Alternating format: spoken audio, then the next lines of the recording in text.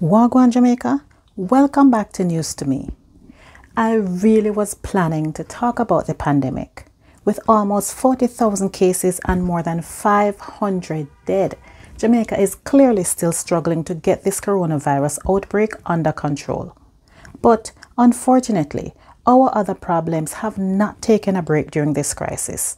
In the last week, 20-year-old Kanice Jackson was reportedly abducted from a Portmore bus stop and her lifeless body later discovered. And the list of the missing continues to grow day by day.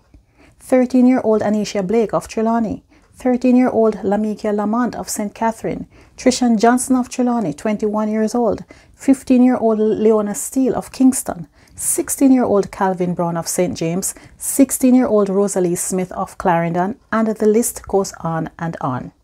That so many women, girls, boys and men go missing during a pandemic after different states of emergency and military-style checkpoints is an indictment on our political representatives and security forces.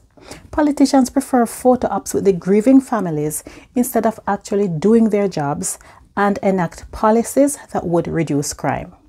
The police either don't know how or don't want to employ proper investigative tactics like preserving a crime scene and collecting useful evidence that can stand up in court and result in a conviction.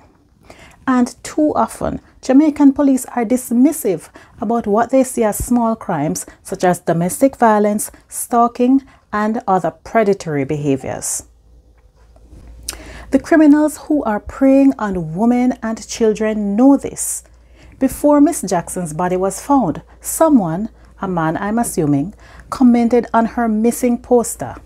"I can see why she's missing." What kind of cold, heartless person do you have to be to see that someone is missing, their family is desperate to find them, and by looking at her photo you think that there is some justification for it? That somehow she looked too good and that's why she was abducted? On a sick stomach. But this is not a new problem in Jamaican society, where our boys are cultured to believe that they are entitled to women's bodies and that they shouldn't hear the word no.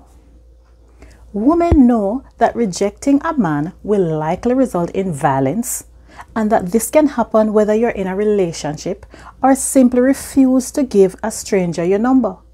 So telling women and girls to dress more modestly, to pamper men's feelings, don't go out at night, do this and that to avoid being a victim, that's missing what the real problem is: predatory men. Tell them to stop preying on women and children.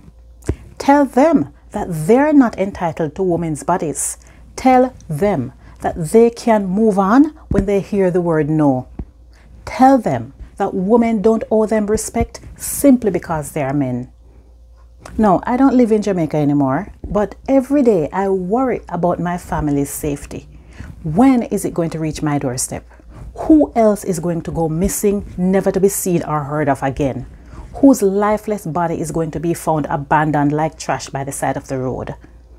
It's like being a sitting duck, wondering, when will it be you or your family's turn?